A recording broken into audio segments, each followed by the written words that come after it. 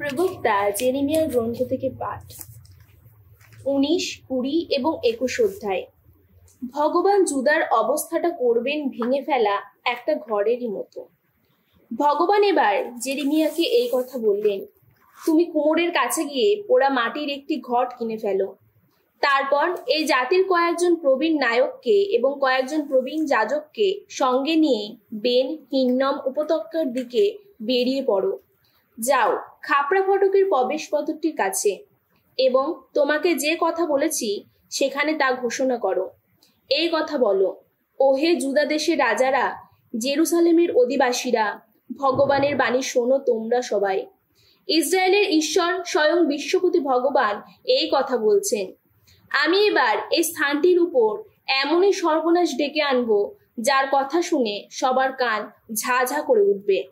ওরা তো আমাকে পরিত্যাগ করেছে, এই স্থানটিকে আমার কাছ থেকে বিচ্ছিন্ন করেছে।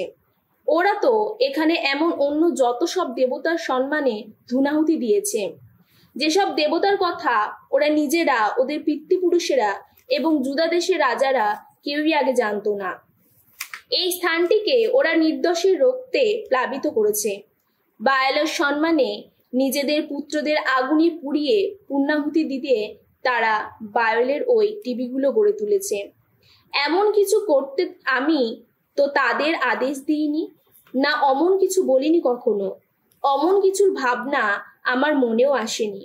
তাই জেনে রাখো, এই দিনগুলি আসছে, এ কথা শোনাচ্ছেন স্বয়ং ভগবান, যখন এই স্থানটিকে তোফেত কিংবা বেনহিন্নম উপত্যকা আর না বলে হত্যাকাণ্ডের উপত্যকায় বলা হবে।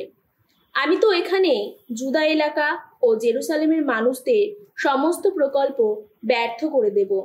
আমি ওদের শত্রুদের সামনে, যারা ওদের প্রাণ নেবার চেষ্টায় আছে, তাদের হাতে তলোয়ারের কোপে ওদের মাটিতে লুটিয়ে দেব। তারপর ওদের মৃতদেহগুলি আমি আকাশের যত শিকারী পাখির আর পৃথিবীর বন্য যত পশুরই খাদ্যই করে ছড়াবো।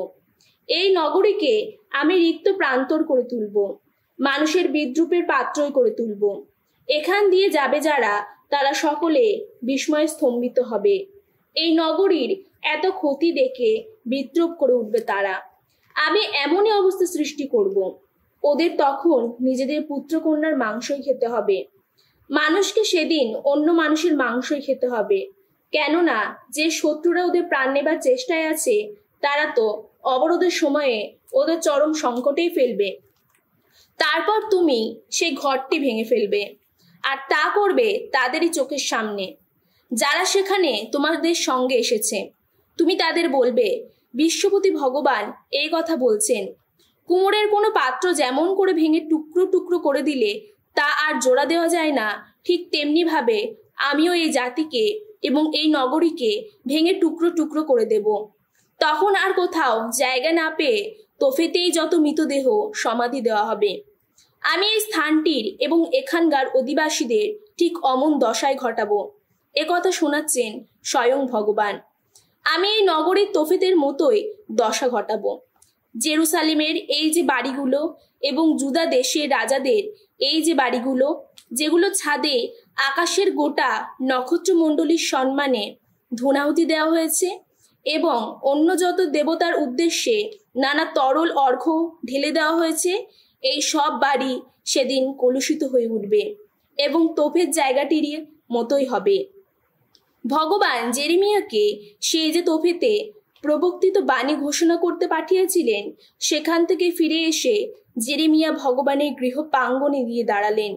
সেখানে উপস্থিত সকলকে লক্ষ্য করে তিনি বললেন, ইসরায়েলের ঈশ্বর স্বয়ং বিশ্বপতি ভগবান এই কথা বলছেন, আমি এবার এই নগরীর উপর এবং তার আশেপাশের যত নগরীর উপর সে সমস্ত অমঙ্গল ডেকে আনব, যা ঘটবে বলে জানিয়ে রেখেছি। এখানকার মানুষেরা তো বেঁকেই বসেছে, আমার কথা শুনতেই চায়নি তারা। ইম্মমের পুত্র যাজক পাশহুর, যিনি সেই সময় ভগবানের মন্দিরের কর্মচারী প্রধান ছিলেন, তিনি জেরেমিয়াকে ওই সব প্রাবক্তিক বাণী ঘোষণা করতে শুনলেন। তার নির্দেশ, জেরেমিয়াকে যখন বেত মারা হলো, তারপর ভগবানের মন্দিরে বেঞ্জামিন তরুণটি বলতে যে মহাতরুণটি রয়েছে, সেখানে তুরুমে তার হাত পা আটকে দিয়ে তাকে রেখে দেওয়া হলো। পরের দিন পাশহুর যখন তাকে তুরুং থেকে মুক্ত করলেন, তখন জেরেমিয়া তাকে বললেন, ভগবান তোমার নাম রেখেছেন পাশহুর নয়, মাগর মিশাবিব, অর্থাৎ চারিদিকের বিভীষিকা। ভগবান তো এই কথা বলছেন, জেনে রাখো আমি এবার তোমাকে তোমার নিজের কাছে আর তোমার যত বন্ধুর কাছে বিভীষিকায় করে তুলব। তুমি নিজের চোখেই দেখতে পাবে তোমার বন্ধুরা কেমন শত্রুদের তলোয়ারের কোপে মাটিতে লুটিয়ে পড়েছে। আমি সেদিন জুদার সমস্ত মানুষকে তুলে দেব বাবিলনের রাজারই হাতে। তাদের যে বাবিলনে নির্বাসনে পাঠাবে তলোয়ারের কোপে মেরেও ফেলবে। তাদের শত্রুদের হাতে আমি তুলে দেব এই নগরের সমস্ত সম্পদ, সমস্ত শ্রমফল, মূল্যবান সমস্ত কিছুই, এবং সেই সঙ্গে জুদা দেশের রাজাদের যত বৃত্ত সঞ্চয় সবই লুটপাট করে দখল করে নিলে বাবিলনে নিয়ে যাবে তারা। আর ওহে পাশহুর, তুমি আর তোমার ঘরের সমস্ত মানুষ, তোমরা সবাই তখন অন্য দেশে গিয়ে বন্দি দশায় থাকবে। বাবিলনেই যাবে তুমি, সেখানেই মরবে, সেখানেই তোমাকে সমাধি দেওয়া হবে, তোমাকে আর তোমার সেই সমস্ত বন্ধুকেও যাদের কাছে তুমি মিথ্যা যত প্রাবন্তিক বাণী ঘোষণা করেছ। ওগো ভগবান, তুমি তো ছলনা করে আমার মন ভুলিয়েছ, আর আমিও ভুলেছি সেই ছলনায়। তোমার শক্তি দিয়ে তুমি বশীভূত করেছো আমায়, আর এইভাবেই হয়েছ তুমি জয়ী। এখন তো লোকেরা আমাকে নিয়ে সারাদিন পরিহাস করে, আমাকে তো সকলেই করে বিদ্রুপ। কেননা যখনই প্রচার করি বাণী, তখনই শোনাতে হয় তর্জন গর্জন, ঘোষণা করতে হয় আসন্ন পীড়নের কথা, বিনাশের কথা। ভগবানের বাণীর জন্য আমাকে তো সারাদিন শুনতে হয় ধিক্কার আর উপহাস। যদিও বা ভাবি তার কথা আমি আর মুখে আনবো না, তার নামে বাণী আর প্রচার করব না, কিন্তু তখন যে দেখি সেই বাণী বুকের ভিতরে যেন দাও দাও করে জ্বলে ওঠা আগুনেরই শিখা, আমার অস্থি মজ্জায় বন্দি থাকা কোনো আগুনেরই শিখা। তা দাবিয়ে রেখে রেখে আজ পরিশ্রান্ত আমি। সত্যি আমি আর যে পারি না। আমার বিরুদ্ধে কত লোকের কানাকানি ওই তো শুনতে পাচ্ছি আমি। চারিদিকে আছে শুধু বিভীষিকা, বলা বলি করছে ওরা ওই লোকটার নামে অভিযোগ আনো। এসো আমরা ওকে অভিযুক্ত করি। আমার এই এত ঘনিষ্ঠজন যারা, তারাও সবাই আমার পতন দেখতে মুখিয়ে রয়েছে। তারা বলছে, দেখা যাক ছলনা করে যদি ওর মনটাকে ভোলানো যায়, তাহলে আমরা জব্দ করতে পারবো, ওকে প্রতিশোধ নিতেই পারবো। এদিকে পরাক্রান্ত দুর্দান্ত কোনো বীরের মতো ভগবান কিন্তু আমার পাশেই রয়েছেন। তাই আমার নিপীড়ক যারা হোঁচট খেয়ে পড়বে, তারা কিছু করার শক্তি থাকবেই না তাদের। ব্যর্থ হয়েছে বলে ভীষণ লজ্জায় পড়বে তারা, তাদের চির অমর্যাদাই হবে। সেই অমর্যাদার স্মৃতি মুছবার নয়। ওগো বিশ্বপতি ভগবান, তুমি তো ধার্মিককেই যাচাই করে দেখো, তুমি তো মানুষের মনোপ্রাণ তলিয়েই দেখো। এবার আমার যেন দেখতে পাই ওই ওদের উপর নেমে আসছে তোমার প্রতিশোধ। কেননা আমি তো আমার অবস্থাটা তোমার চোখের সামনেই তুলে ধরেছি। ভগবানকে গান শোনাও, তোমরা ভগবানের স্তুতি গান করো, কেননা যত অপকর্মার কবল থেকে তিনি যে উদ্ধার করেন অসহায় মানুষের প্রাণ। আহা, অভিশপ্ত হোক সেই দিনটা যেদিন আমি জন্মেছিলাম। সেই দিনটাকে কেউ যেন আশিস ধন্য না বলে কখনো। আমার মা আমার জন্ম দিয়েছিলেন সেদিন। অভিশপ্ত হোক সেই লোক যে আমার পিতাকে জানিয়েছিল আপনার একটি সন্তান হয়েছে, পুত্র সন্তান। তখন সে তাকে দিয়েছিল কতই না আনন্দ। সেই শহরগুলির মতোই হোক ওই লোকটার দশা। ভগবান ক্ষমাহীন হয়ে যেগুলির অবলুপ্তি একদিন ঘটিয়েছিলেন, সে যেন সকলে শুনতে পায় বিপদ সংকেতের চিৎকার, ভর দুপুরে রণহুঙ্কার। কেননা আমাকে সে তো মাতৃগর্ভে হত্যা করেনি, তাহলে আমার মা আমার কবরই হতেন, তার গর্ভ অবস্থা চিরস্থায়ী হতো। আহা, অমনভাবে দুঃখ কষ্টের মুখ দেখতে, অমন লজ্জায় জীবনের শেষ দিনগুলি কাটিয়ে যেতে কেনই বা মাতৃগর্ভ ছেড়ে বেরিয়ে এলাম। একদিন ভগবানের বাণী জেরেমিয়ার প্রতি উচ্চারিত হলো। রাজা সেদেকিয়া তার কাছে মালিয়ার পুত্র পাশহুরকে এবং মাসোসিয়ার পুত্র যাজক সেফানিয়াকে এই কথা বলতে পাঠিয়েছিলেন।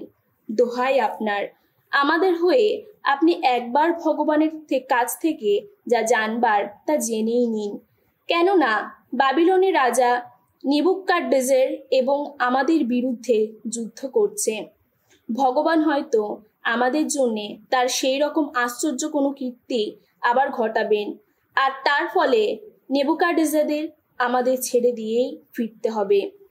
কিন্তু জেরেমিয়া এই উত্তর দিলেন, আপনারা বরং সেদেকিয়াকে গিয়ে বলুন, ইসরায়েলের ঈশ্বর স্বয়ং ভগবান এই কথা বলছেন, ওই যে বাবিলনের রাজা এবং কালদিয়ারা এই নগরীর প্রাকারের বাইরে থেকে তোমাদের অবরোধ করে আছে।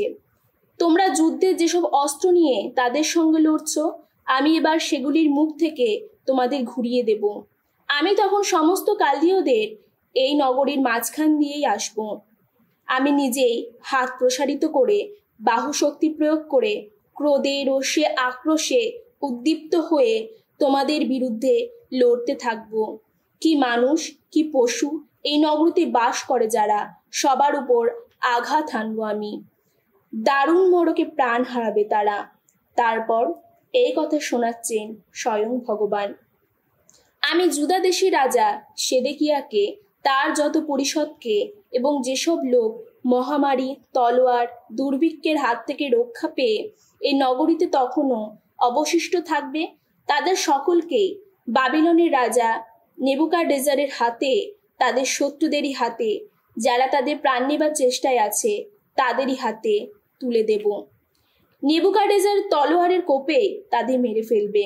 সে তো এতটুকু করুণা দেখাবে না, কোনো মায়া মমতাও দেখাবে না। এই জাতির মানুষদের তুমি এবার বলো, স্বয়ং ভগবান এই কথা বলছেন, আমি এখন জীবনের বা মৃত্যুর পথ বেছে নেবার সুযোগ তোমাদের দিচ্ছি। যে কেউ এই নগরীতে থেকে যাবে তাকে তলোয়ার দুর্ভিক্ষ বা মহামারীতেই মরতে হবে। এদিকে ওই যে কালদীয়রা তোমাদের অবরোধ করে আছে, যে কেউ নগর ছেড়ে দিলে ওদের দলে যোগ দেবে সে কিন্তু বেঁচেই যাবে, তার প্রাণ তারই থাকবে। আমি স্থির করে রেখেছি এই নগরীর মঙ্গল নয় অমঙ্গলই ঘটাবো আমি। একথা শোনাচ্ছেন স্বয়ং ভগবান। এই নগরী বাবিলনের রাজার হাতে তুলে দেওয়া হবে, সে তো আগুনে পুড়িয়ে ধ্বংস করে দেবে। জুদার রাজবংশের মানুষ যারা, তাদের তুমি এই কথা বলবে। তোমরা দাউদ বংশের মানুষ যারা, ভগবানের বাণী শোনো তোমরা। ভগবান এই কথা বলছেন, প্রতিটি সকালে বিচার করতে বসে মানুষের সুবিচার করো, শোষিত মানুষকে শোষকের হাত থেকে উদ্ধার করো। তা না হলে তোমাদের ওই সব অপকর্মের জন্য কিন্তু আমার রোজ জ্বলে উঠবে হঠাৎ আগুনেরই মতো। তা জ্বলতেই থাকবে, তা নিভিয়ে দেবার মতো কেউই থাকবে না তখন। এই যে তুমি সমভূমির বুকে দাঁড়িয়ে থাকা শৈলের মতো এই উপত্যকায় রয়েছ, আমি কিন্তু এখন তোমার বিরোধিতাই করব। এ কথা শোনাচ্ছেন স্বয়ং ভগবান। তোমরা কি না বলছো, আমাদের উপর কেই বা ঝাঁপিয়ে পড়তে পারে, আমাদের এই আশ্রয়নগরে কেই বা প্রবেশ করতে পারে। আমি কিন্তু তোমাদের কাজকর্মের ফলাফল বিচার করে তোমাদের পাওনা শাস্তিই দেব। এ কথা শোনাচ্ছেন স্বয়ং ভগবান। জেরুসালেমের অরণ্য আমি আগুন জ্বালাবো, যে আগুন চারপাশে সবকিছুই গ্রাস করে ফেলবে। বেনসিরা গ্রন্থ থেকে পাঠ, 14 অধ্যায়, 1 থেকে 14 পদ। ধার্মিক মানুষ আশীষ ধন্য মানুষ, ধন্য সেই মানুষ যার মুখ দিয়ে ভুল কথা বেরোয়নি কখনো, যাকে নিজের পাপের জন্যে দুঃখ জ্বালা ভোগ করতে হয়নি কখনো। ধন্য সেই মানুষ যে নিজের কাছে অভিযুক্ত নয়, যে কোনো কিছুতেই আশা হারায়নি কখনো। ছোট যার মন, তার হাতে বৃত্ত থাকা মানায় না কখনো। কৃপণের সম্পত্তি তার কোনো কাজেই বা লাগে। নিজেকে বঞ্চিত করে যে অর্থ সঞ্চয় করে সে তো অন্যদের জন্যই সঞ্চিত করে, পরে অন্যেরাই সেই অর্থ নিয়ে বিলাসের জীবন কাটাবে। যে নিজের প্রতি কঠোর সে কারো প্রতি বা কোমলতা দেখাবে, সে তো নিজেই ভোগ করতে পারবে না নিজের সম্পদ। যে নিজের প্রতি কৃপণ তার চেয়ে হীনচেতা কেউ আর নেই, আর এই তো তার নীচতার যোগ্য প্রতিফল। যদি বা ভালো কিছু করে সে তা না করে ভেবেই করে, সে শেষে সে নিজেই প্রকাশ করে নিজের নীচতা। যে লোক কৃপণ হয় সে তো খারাপ লোক হয়, সে অন্যদের অভাব দেখে উপেক্ষায় মুখ ফিরিয়ে নেয়। কোনো লোলুপের চোখ নিজের যা কিছু আছে তাই নিয়ে তৃপ্তি পায় না। একটা বিশ্রী লোভে তার মনটা তো কুঁকড়েই থাকে। যে মানুষ স্বভাবে কৃপণ সে তো খাদ্যের ব্যাপারেও কৃপণতা করে, তার নিজের টেবিলেই থাকে খাদ্যের অভাব। বৎস আমার, তোমার সঙ্গতি যতখানি সেই মতো নিজেকেই সুখেই রাখো তুমি, আর উচিত অর্ঘ্যই নিবেদন করো প্রভুর চরণে। মনে রেখো, মৃত্যু আসতে কিন্তু দেরি করবে না। তোমার অধোলোকে যাবার নির্দিষ্ট সময় তোমাকে তো জানানো হয়নি। মৃত্যুর আগে তোমার বন্ধু বান্ধবের উপকার করে যাও, তাদের যতটা দিতে পারো খোলা হাতেই দাও। বর্তমান সুখ থেকে নিজেকে বঞ্চিত করো না। সঙ্গতভাবে যা কিছু পেতে চাও তুমি তার হাতছাড়া হতে দিও না। তিমথির কাছে সাধু পদের দ্বিতীয় ধর্মপত্র, প্রারম্ভিক সম্ভাষণ, অধ্যায় 1। খ্রিস্ট যিশু যে জীবনে আধার, সেই জীবন দান করার প্রতিশ্রুতি পূরণের কাজে পরমেশ্বর ইচ্ছায় খ্রিস্ট যিশু প্রেরিত এই যে আমি পল এই পত্র লিখছি তিমথি তোমারই কাছে, যে তুমি আমার স্নেহের সন্তান। পিতা পরমেশ্বর এবং আমাদের প্রভু যীশু খ্রিস্ট তোমাকে অনুগ্রহ ধন্য করুক, করুণা ধন্য করুক, শান্তি ধন্য করুক।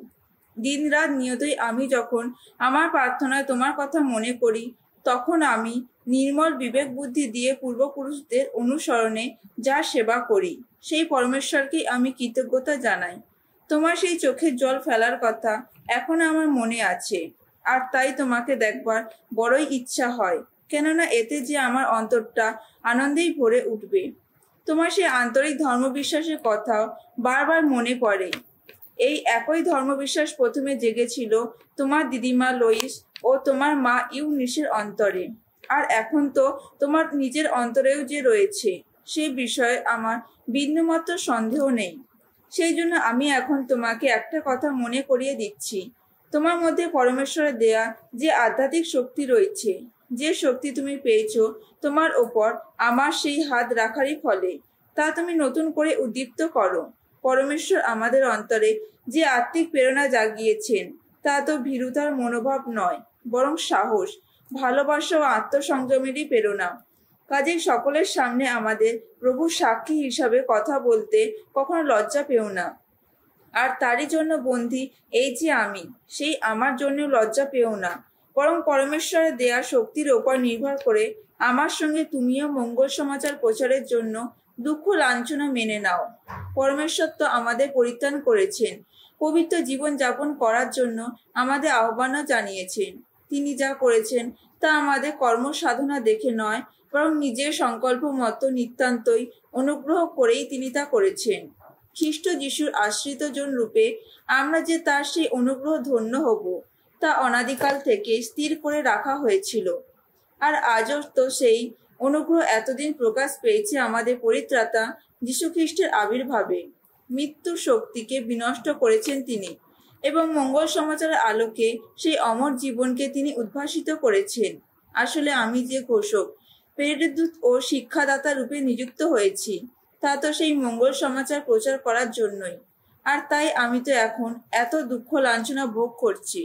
তবে তার জন্য আমার কিন্তু কোনো লজ্জাই নেই, কারণ আমি তো জানি কার ওপর আমি বিশ্বাস রেখেছি। তিনি যা কিছুর ভার আমার হাতে তুলে দিয়েছেন, তিনি যে নিজেই সেই মহাদিনটি পর্যন্ত তা রক্ষা করতে পারেন, সে বিষয়ে আমার তো কোনো সন্দেহই নেই। খ্রিস্ট যিশু যে ধর্মবিশ্বাস ও ভালোবাসার উৎস, সেই ধর্মবিশ্বাস ও ভালোবাসা অন্তরে নিয়ে তুমি সেই সব যথার্থ বাণীকে আদর্শ করে এগিয়ে চলো, যে সব বাণী তুমি আমার মুখ থেকে শুনেছ।